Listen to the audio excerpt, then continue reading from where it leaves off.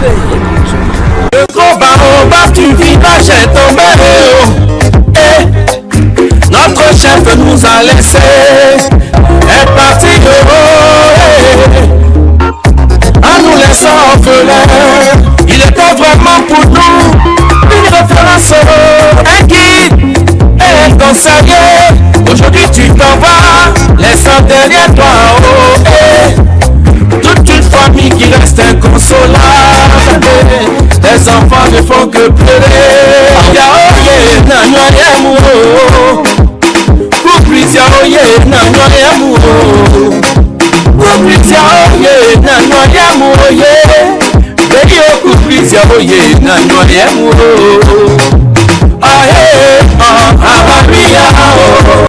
Mesdames et messieurs, bonjour ou bonsoir selon votre géolocalité.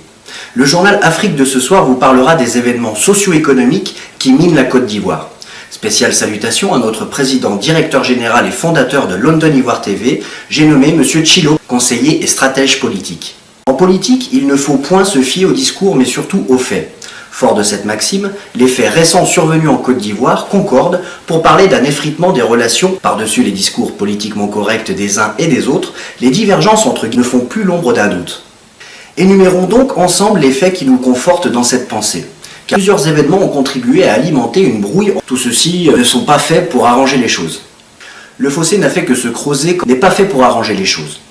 En plus de tout cela, le RDR ne fait que s'enfoncer de plus en plus dans les discours xénophobes, démontrant son signe d'inquiétude, tel un voleur à l'approche des sirènes de la police, pour rendre compte des années de règne de pillage de l'économie ivoirienne, des abus de pouvoir, des morts et tortures des prisonniers politiques. La présidentielle demeure le point d'achoppement de tout ce remue-ménage en Côte d'Ivoire. C'est le candidat parfait du PDCI pour sortir la Côte d'Ivoire de ce bourbier et dictature. Ne dit-on pas que la politique ne se fait pas avec les émotions ? Et que ton ennemi d'hier peut être ton allié d'aujourd'hui et vice-versa ? Ne dit-on pas que la valeur des hommes, c'est de dominer les contradictions ? En attendant, les Ivoiriens qui craignent le pire promènent des regards inquiets car le pire est à venir dans ce pays à l'atmosphère sociale criblée. Bénédiction. Bonjour ou bonsoir selon votre géolocalisation. Bienvenue sur London Ivoire TV pour ensemble analyser la situation sociopolitique avec votre serviteur Achille Dubois. En ce jour du samedi 24 novembre 2023, il est 21h10 en Angleterre, 20h10 heure d'Europe. La météo nous a donc annoncé ce matin à Abidjan qu'il fallait s'équiper et en conséquence pour affronter la pluie. La température à Abidjan ce matin était de 27 degrés Celsius. La force du vent a oscillé aux environs des 18 km par heure avec une orientation du sud-ouest du vent. Pour une humidité relative de l'air de 82%.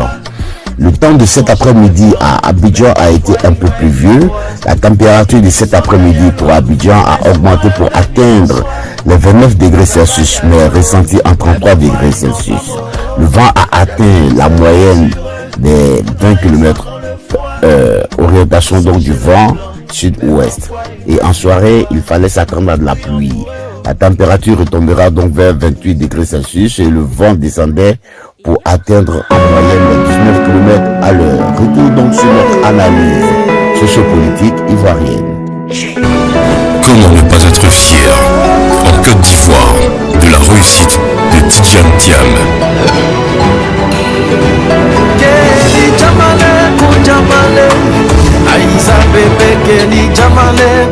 Tidjane Thiam est assurément l'un des plus grandes intelligences de la planète. Désigné en 2019 56e personnalité la plus puissante du monde de la finance par The Power 100, devant le président de la Banque mondiale 60e et la directrice du FMI 62e. Il est une compétence rare dans la Côte d'Ivoire, ne devrait pas se passer. Jugez-en vous-même. Ne dit-on pas qu'il faut rendre à César ce qui appartient à César? À l'origine de cette invitation à donner à chacun ce qui lui revient, tout le sens de la répartie du prédicateur nazaréen et un subtil pied de nez à ceux qu'il dérange. Jésus prononce donc cette formule à propos de la légitimité de l'impôt acquitté par les Juifs à l'occupant romain. Elle correspond en fait au premier élément de la sentence qui suit son corollaire et à Dieu ce qui appartient à Dieu. Nous ne pouvons donc que rendre au président Thiam ce qui est à Thiam. Oh, quelle humilité qui émane de l'homme dont vous êtes couvert et ébloui au contact. Même Tirbus Kofi, qui s'était érigé en pire ennemi et adversaire, ne tient pas ses sorties louches de critiques infondées et acerbes contre le futur président de la Côte d'Ivoire. Tirbus Kofi lui-même n'a pas échappé à cette aura divine qui émane de l'homme Thiam. Oui, cette aura de paix, de stabilité, de confiance et d'amour qui émane de l'homme Thiam et qui vous envahissent au point de vous fasciner lorsque vous le rencontrez.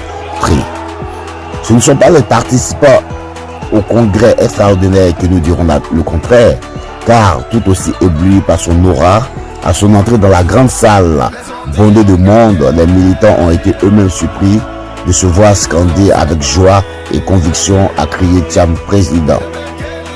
Savez-vous, lorsque Dieu choisit quelqu'un de la portée de Thiam, un homme à multiples facettes dont l'intelligence sied à chaque type d'occasion auquel il est confronté pour apporter des solutions divines, cet homme, ce choix divin d'une agréable capacité d'élocution, de la sobriété dans le geste d'une remarquable tenue respectueuse et d'une nature humble et à forcer le respect de sa personne. Lorsque Dieu le choisit pour votre bonheur, vous opposer à lui, c'est s'opposer indirectement à Dieu lui-même, car c'est aller contre son plan de délivrance pour cette nation ivoirienne. Si seulement face à une vidéo de la récente interview sur TV5 Monde, Tirbus Kofi a pu être foudroyé par l'aura divine d'humilité d'un homme qui assurément est campé dans une maîtrise en la connaissance du climat social et politique de la Côte d'Ivoire, est celui-là même qui sera sorti de notre pays du catastrophisme, des Cassandres qui prospèrent dans les langages des militaires du RHDP, selon Tirbus Kofi lui-même dans ces termes.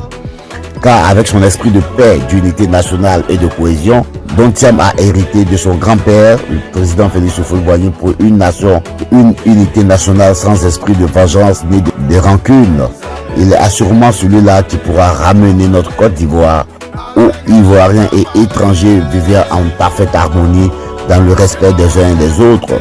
Une Côte d'Ivoire paisible, harmonisée avec le peuple pour le retour du miracle ivoirien, de l'autosuffisance alimentaire, etc., etc. Car comme le dit Tirbus Kofi, Thiam ne culpabilise ni n'indexe personne, mais il désigne plutôt adroitement le mal qui mine la Côte d'Ivoire pour une solution sous le coup d'un bon sens. Si Tirbus Kofi lui-même, amer envers Thiam, peut se confesser, alors Houphouët avait raison, seuls les imbéciles ne changent pas. Effectivement, Tidjane Thiam, qui se donne la mission de retirer de notre environnement social et mental de tout ce qui divise, parce que les Ivoiriens sont en quête d'union et d'unité et non de division. Le pays a besoin d'un homme sage comme Tidjane Thiam, car on ne peut construire une nation sur les cendres et fondations de la vengeance et ça n'aboutira qu'à une autre forme de désordre. Oui, c'est pourquoi les Ivoiriens ont fait le choix pour Tidjane Thiam, oui, pour cet homme profondément attaché aux idéaux qui ont borné son enfance et forgé son caractère. La paix, le respect de la vie humaine, la qualité de la parole bonne et belle. Cette parole qui, bail que bail, doit être respectée lorsqu'elle est donnée. Celle-là qui socialise et non qui déstabilise. Oui, les propos sont remarquables, car effectivement, Thiam veut proscrire un mandat visiblement conflictuel, fortement contesté et ayant déjà occasionné tant de morts. La décision donc tombe sous le coup d'un bon sens. Thiam veut être président pour sortir la Côte d'Ivoire du clivage, de la boue, de la division et fracture sociale. C'est pourquoi on pourrait agréablement lui coller la maxime de Robert Escarpi, cet artiste et écrivain, enseignant et journaliste, romancier, scientifique, sociologue qui est né en 1918 et mort aux environs de l'an 2000, qui dit « C'était là, dès sa première enfance, un des traits de caractère les plus étonnants et de Roule Tabos. » Oui, Thiam tenait absolument à faire profiter aux autres de ce qu'il avait appris et ce qu'il connaissait pour le bien-être d'une société. La mauvaise moralité. Oh, les individus de la mauvaise moralité. Comme l'a si bien dit le président Bédié, lorsque le sage montre la lune du doigt, l'idiot regarde le doigt. Malheureusement, les idiots en Côte d'Ivoire ont décidé de regarder Thiam comme le doigt et à en faire leur adversaire, alors qu'on leur montre la lune comme la victoire du PDCI au moyen de Thiam. Cette stupidité d'intérêt personnel égoïste ne va-t-elle pas conduire certains candidats à vivre l'expérience et le sort implacable de Djamana Picasse, qui est aujourd'hui victime d'un harcèlement judiciaire de convocation en convocation chaque fois qu'il essaie de sortir sa tête du lot? Être en liberté provisoire, le coût de procédure judiciaire risquerait de mettre le parti en danger tout simplement. Et le savoir, puis vouloir se présenter, répond à quoi exactement? N'est-ce pas la mauvaise foi, la mauvaise moralité? Des politiciens matures qui veulent le bien de leur parti s'abstiendraient à vouloir engager tout un parti politique bâti sur le sacrifice du sang versé des dignes hommes, femmes et jeunes, décapités à la machette, brûlés vivants, torturés, des têtes décapitées qui parfois ont servi de ballon de foot aux microbes dans ce pays, et ils sont restés impunément en paix. Et l'espoir de tout un peuple dans une campagne de victoire incertaine face à un tyran qui n'hésitera pas à faire usage de la justice pour les écraser. Des hommes sensés ne se réduiront jamais et ne réduiront jamais l'espoir de toute une nation à satisfaire leur ego. Qu'ils sortent donc de leur petite bulle au risque d'attirer la haine de toute une nation contre eux après cette élection.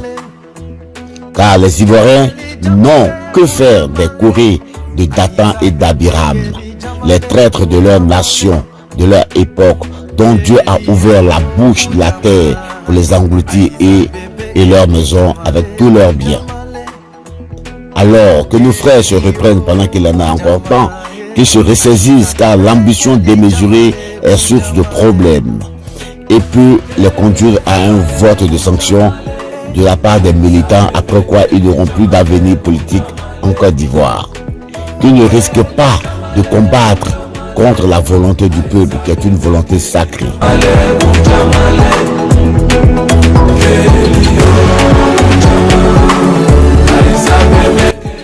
La désobéissance est le père des indisciplinés. Le président complet dans la sagesse a appelé nos candidats à plus de retenue dans leurs propos publics et d'appeler leurs sympathisants à l'ordre, aussi d'arrêter d'induire les militants en erreur pour leur interprétation erronée des textes du parti afin, par leur volonté personnelle, d'invalider la candidature d'un tel ou d'un autre. Aussi qu'ils mettent fin à ces sordides menaces de vouloir intenter le parti en procès. En effet, le Conseil d'État ne tranche que les affaires où l'État est parti et non un organisme privé comme le PDCI. S'il y a saisine, ce sera un tribunal de première instance. Celui qui saisira une juridiction quelconque contre le PDCI le fera au nom du RHDP. Ce sera alors la preuve qu'au PDCI RDA, certains coups pour le RHDP donc sont des taupes. Pendant qu'il a connu de tous que Tidjane Thiam appelle ses partisans, les concordiens et tous les thiamistes à prendre le bon ton, le respect des cadres du parti dans cette campagne électorale, en face, leurs frères utilisent des langages qui ne méritent pas d'être prononcés entre frères. Même quand on n'a pas d'arguments, il faut éviter de plonger dans le sophisme par des arguments de raisonnement faux malgré une apparence de vérité. Il faut donc éviter d'induire ainsi les gens de bonne foi dans un paralogisme étant au faux raisonnement. C'est donc à juste titre que les thiamistes et les concordiens, par leur comité de veille, vont défendre avec preuve à l'appui partout où le ministre Thiam est justement attaqué. Alors, il faut arrêter ces grossièretés, ces injures, ces interprétations erronées des textes du parti contre un candidat. Peut-on faire d'un projet politique contre un candidat fait 10 années de bureau politique sur la base d'une interprétation erronée. Et pourtant, les seuls faits réellement établis sont les prisonniers dont l'un serait condamné à 20 ans de prison au motif de détournement de 4 milliards de francs CFA, vrai ou faux, et l'autre en liberté provisoire serait sous contrôle judiciaire avec une présomption de 18 milliards de francs CFA détournement sur le dos, vrai ou faux. C'est-à-dire, à tout moment, on peut les prendre et les jeter au PPACI qui est appelé la prison correctionnelle d'Abidjan, la Macabre, comme de vulgaires malfrats d'Abobo. Donc, ces gens qui devaient faire profil bas et arrêter d'attaquer leurs collègues candidats cadres du parti sont ceux-là même qui emmerdent les militants. Le pouvoir et autorité de congrès du président au sein donc du parti PDCI-RDA. En dehors du congrès, aucune autre structure ne peut valider une candidature. Seul le congrès peut valider une candidature. Face à l'effervescence des débats dans les plateformes proches du PDCI-RDA et en vue d'éclairer les uns et les autres sur les textes et la pratique au sein du PDCI-RDA avant le congrès du 16 décembre prochain, le docteur Nyame Yao, grand conférencier de son état du PDCI-RDA, situe ici l'importance du congrès dans la prise des décisions au PDCI. Mémoire et traces du grand parti politique fondé par feu le président Félix Houphouët-Boigny.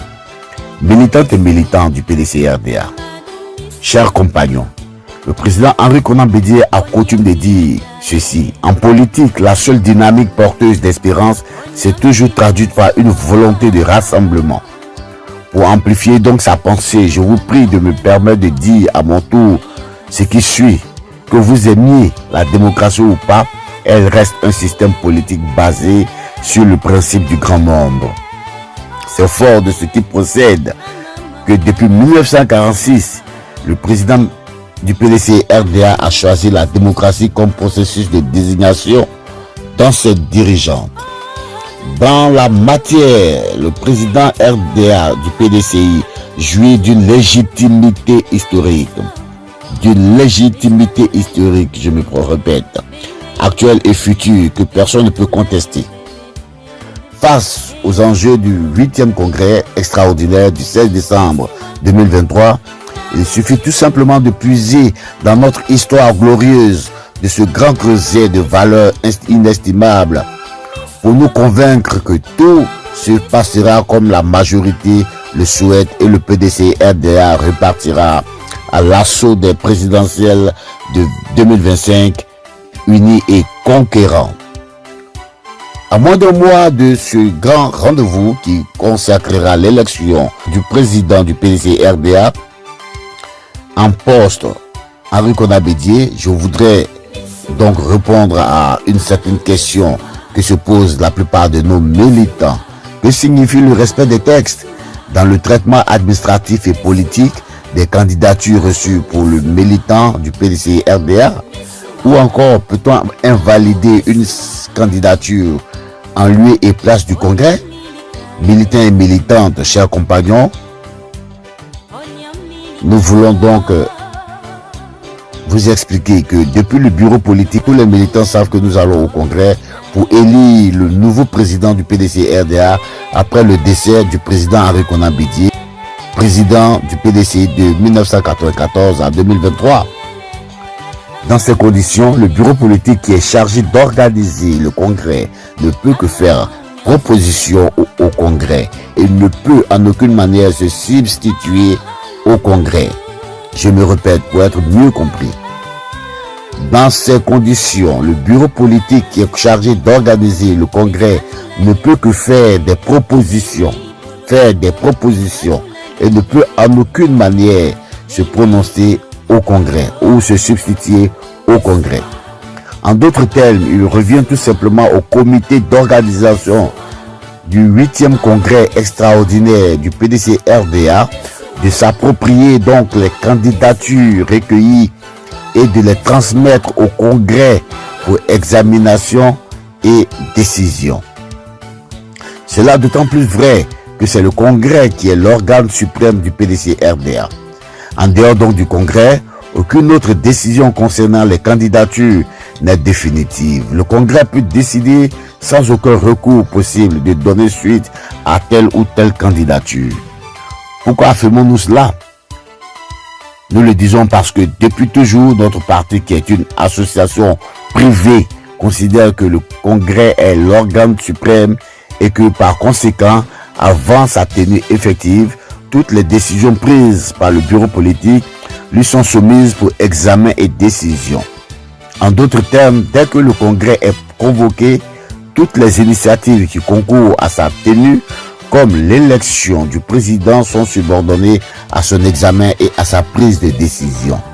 Dès lors, l'examen et la décision concernant telle ou telle candidature, les structures mises en place par le bureau politique pour recueillir les différentes candidatures n'ont qu'un rôle administratif.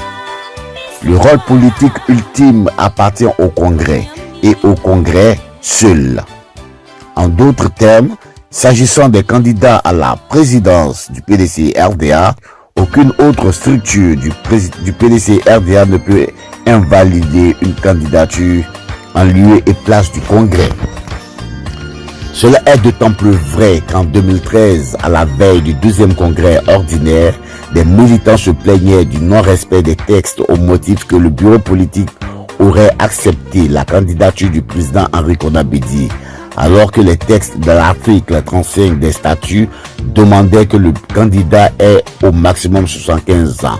En dépit de toutes les plaintes et les complaintes, le dossier a été transmis au Congrès pour examen. Lors du Congrès, des positions se sont encore affrontées. La première demandait l'invalidation de la candidature du président Henri Konan Bédié.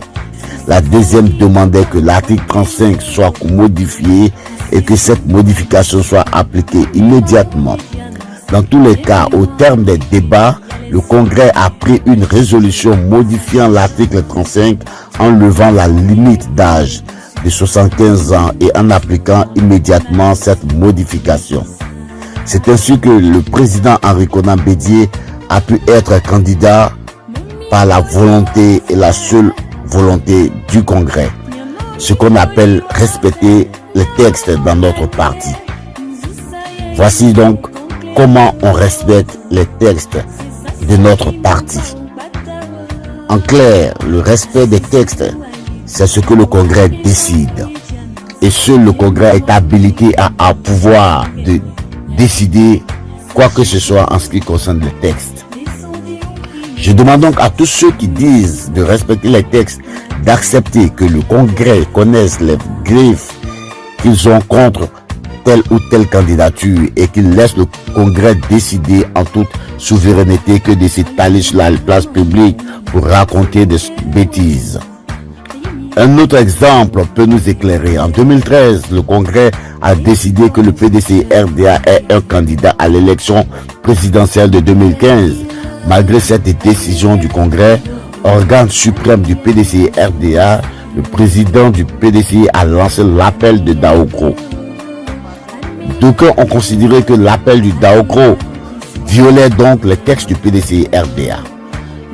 Alors nous croyons que si ceux-ci ont même été appelés à un moment donné les irréductibles, si vous vous souvenez bien.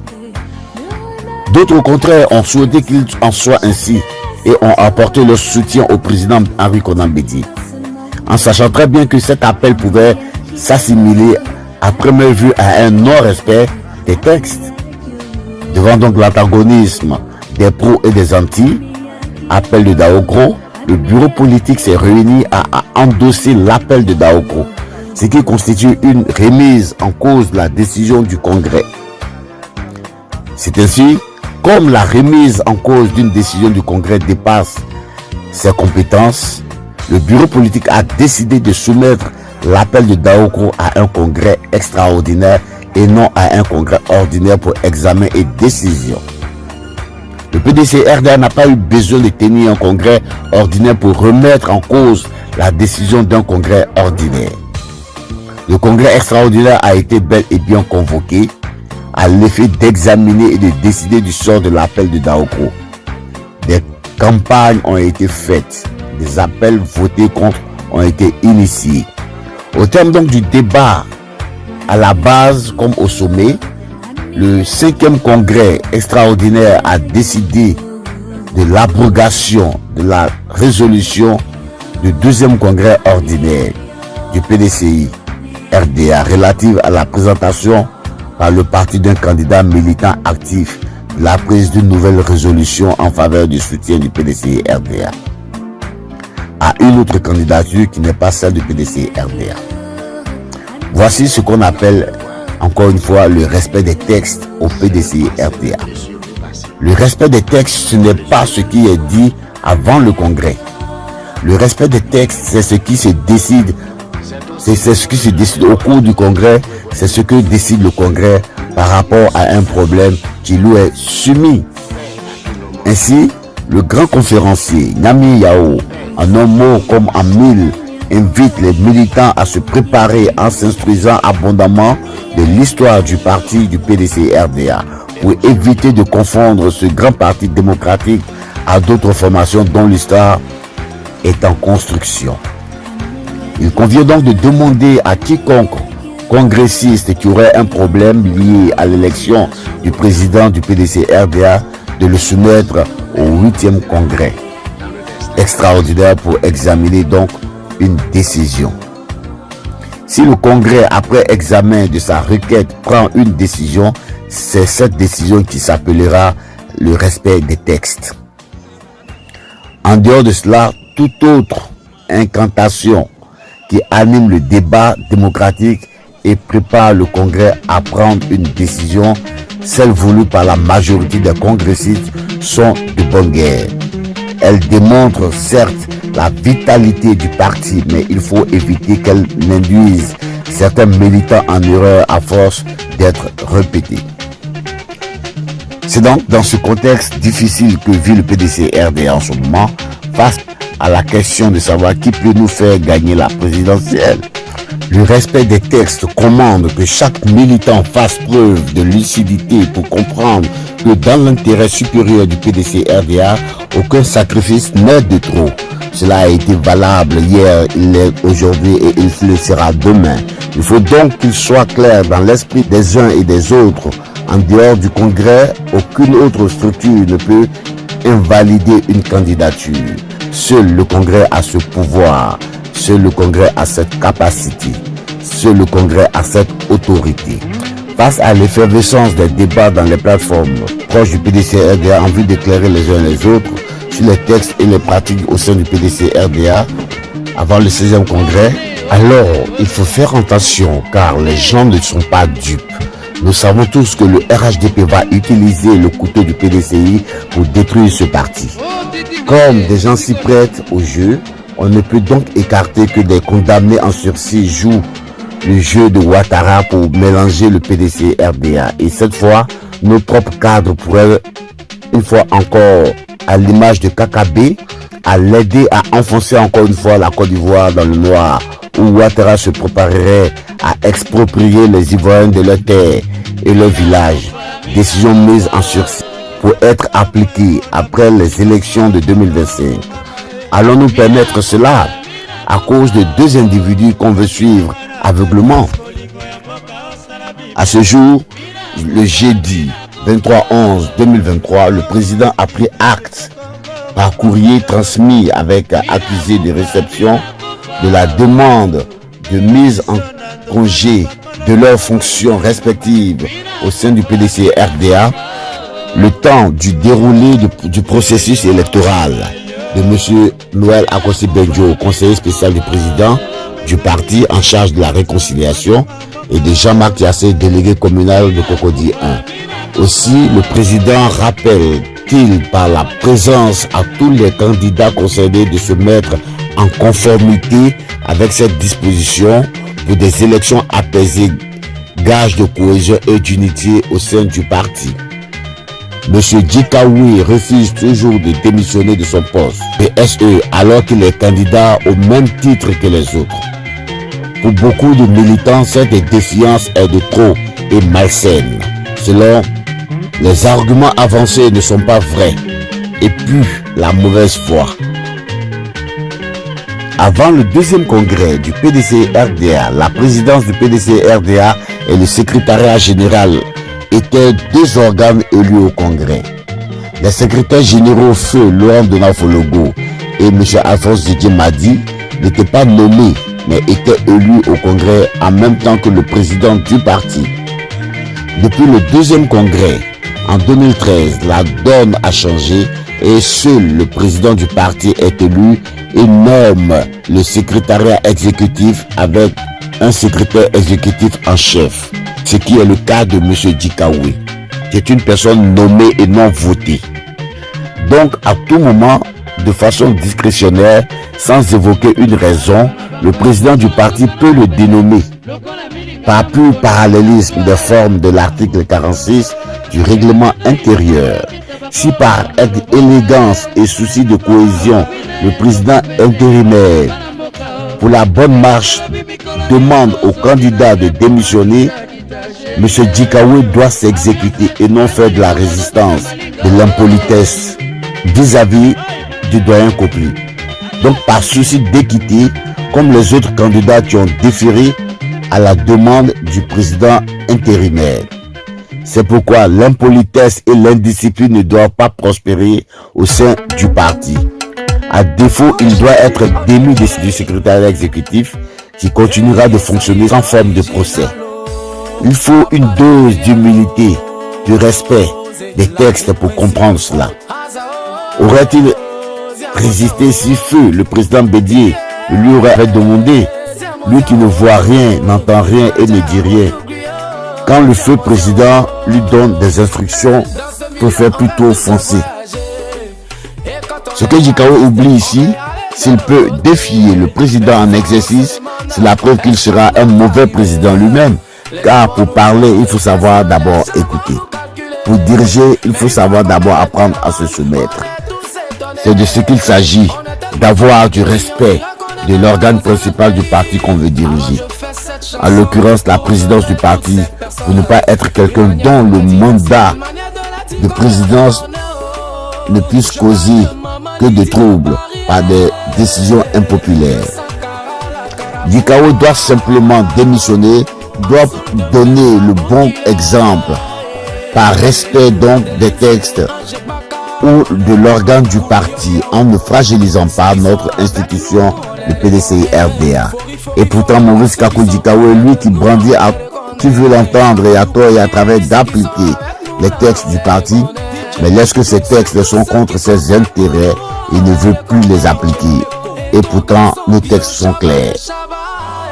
La section 3 de l'article 56 dit clairement que dans l'organisation et contrôle des élections du président du parti et des membres du bureau politique appartenant au Congrès, tant ce qui concerne l'éligibilité que ce qui concerne les opérations de vote.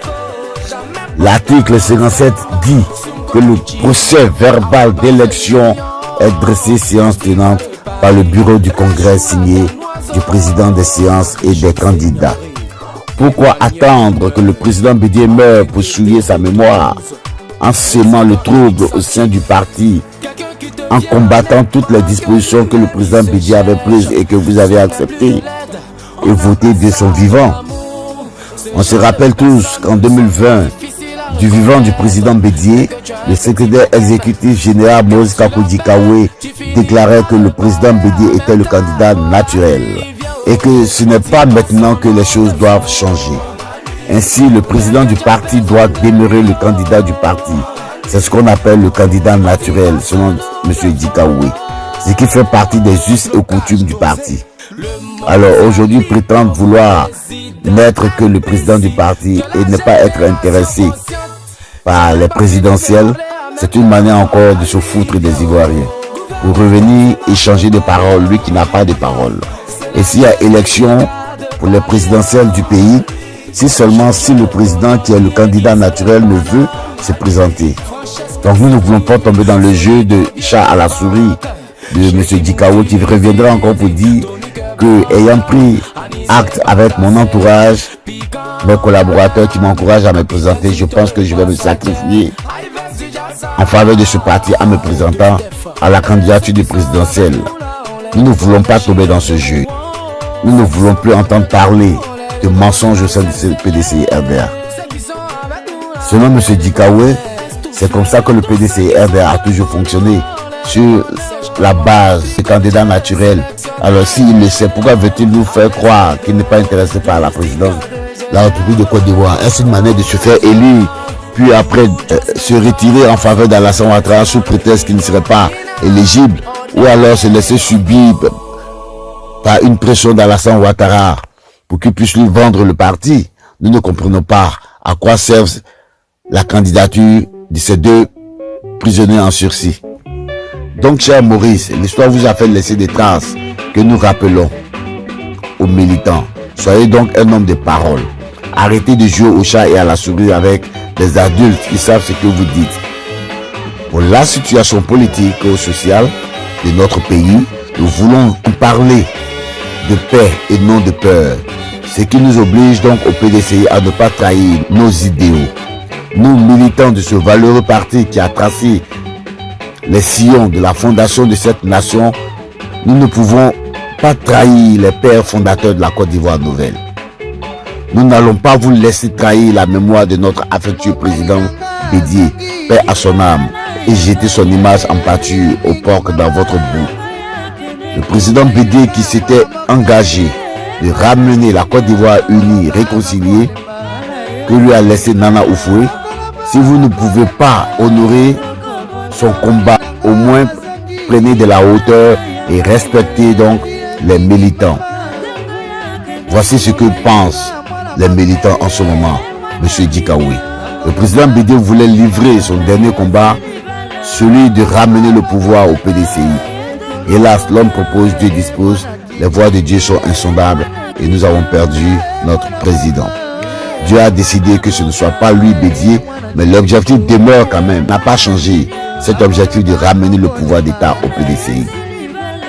Quels moyens avons-nous pour atteindre ces objectifs, si ce n'est la cohésion autour d'un homme du moment, autour de celui qui est seul capable à nous apporter la victoire pour le retour du PDCI-RDA aux affaires? Doit-on vous tirer les oreilles pour que vous puissiez comprendre cela? Nous avons la réponse et la majorité des Ivoiriens. La réponse est faire bloc autour de M. Thiam. Même le président Ouattara sait que Thiam est une valeur sûre. C'est de la vérité et de la réalité. Une élection pour choisir le président du parti ne devrait pas risquer de fragiliser le parti, mais plutôt être à l'occasion de la maturité au sein du parti et donner d'exemple de la bonne démocratie que de se conduire en vulgaire malfrat affamé.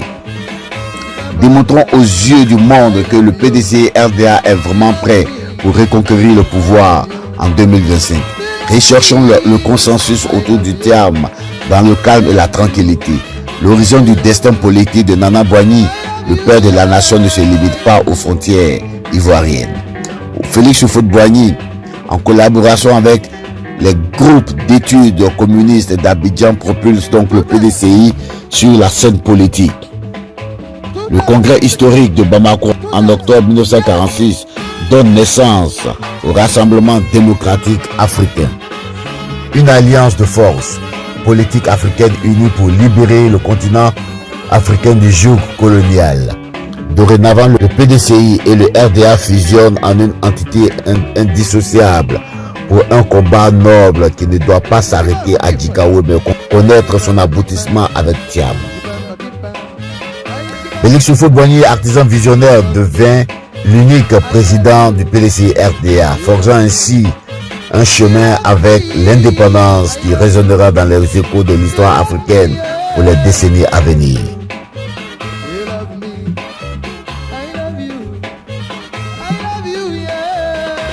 Ceci dit, les responsables du parti et du comité de validation de l'élection doivent vérifier tout le contour de cet événement au PDCI-RDA et s'assurer que tout le processus d'organisation et le déroulement des mises à jour des militants se fasse dans l'ordre et l'égalité absolue.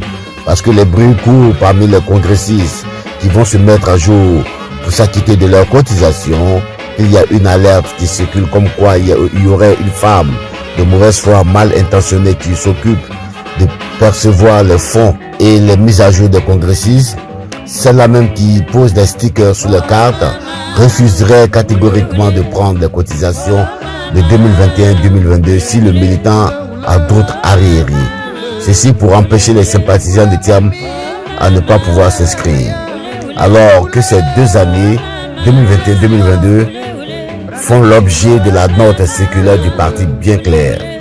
Le communiqué du PDCI RDA précise pourtant que ce sont les mises à jour de ces arriérés des 2 dernières années, 2021-2022, qui donnent droit aux militants de prendre part au congrès. Les autres arriérés pourront peut-être, à notre sens, être exigés lors des prochains congrès ordinaires ou lors de la convention du PDCI RDA. Notre parti manque de fonds, c'est vrai. Il est impératif que nous adoptions des attitudes souples pour récupérer les fonds auprès de nos militants à travers donc le territoire national. Des missions de sensibilisation doivent être donc diligentées partout pour que les inscriptions se fassent aussi bien au sein des jeunes militants qui sont charmés par la politique de paix que le PDCI mène en ce moment, mais surtout que cette dame-là arrête de contrarier les congressistes qui vont pour s'acquitter de leurs cotisations par la mise à jour de leurs cotisations de l'année 2021-2022. Il faut que le comité jette un coup d'œil sur ce côté-là. Pour l'information, il faut noter ici que Concorde Nationale, cet organe de mouvement politique fondé par Thiam avec la bonne diligence du président Nestor, ce mouvement qui appartient à Tidjane Thiam, fait une rentrée politique de l'axe centre à Yamoussoukro à la fondation Félix Houphouët-Boigny. Cette rentrée politique est sous l'égide du parrain Tidjane Thiam, qui en est la plus haute instance dirigeante, qui a nommé Nestor Kofi l'organisateur et le créateur de ce mouvement. La récompense du mérite est le mérite lui-même. Il faut peu de mérite pour gagner de l'argent par chance, mais beaucoup de chance pour gagner de l'argent par mérite. Un livre qui ne mérite pas d'être lu ne méritait donc pas davantage d'être lu. On est toujours assis à la place qu'on mérite. Le paradoxe, c'est que les meilleures places ne sont pas toujours occupées par les plus méritants. C'est pourquoi, par humilité, Nestor Kofi n'a jamais aimé être vu au devant de la première place, mais préfère toujours donner de la chance à la jeunesse autour de lui de prendre les honneurs à sa place et d'être vu. Comme l'humilité rend invulnérable, c'est pourquoi Nestor Kofi réussit là où beaucoup échouent. Humilité n'est honte que pour celui qui humilie. C'est donc sur cette maxime d'Edouard Baldé dans Délicate Balance que nous vous informons du giga meeting organisé par l'Axe Centre de Concorde Nationale le 2 décembre à la Fondation Félix Houphouët-Boigny. Toutes les régions du Gontougo, le Bélier, le Bekel, l'Indéné, du Hablin, etc., de tous les axes de Concorde Nationale, des thiamistes, de tous les partis politiques ivoiriens, des vibrants militants du PDCI RDA. Venez tous commémorer et vibrer avec le candidat Ouathiam Tidjane pour un hommage au président Félix Houphouët-Boigny et le président Bédié, tous deux artisans de paix pour la stabilité du PDCI RDA et de la Côte d'Ivoire. Une visite sera faite à cette occasion sur la tombe du président Houphouët et une messe sera dite à la basilique de Yamoussoukro. C'est donc sur ces notes que nous nous quittons et que Dieu vous garde. Je vous remercie.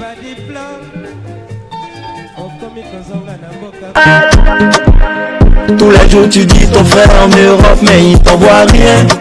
Tu dis ta soeur est là-bas mais quand tu as problème elle ne fait rien.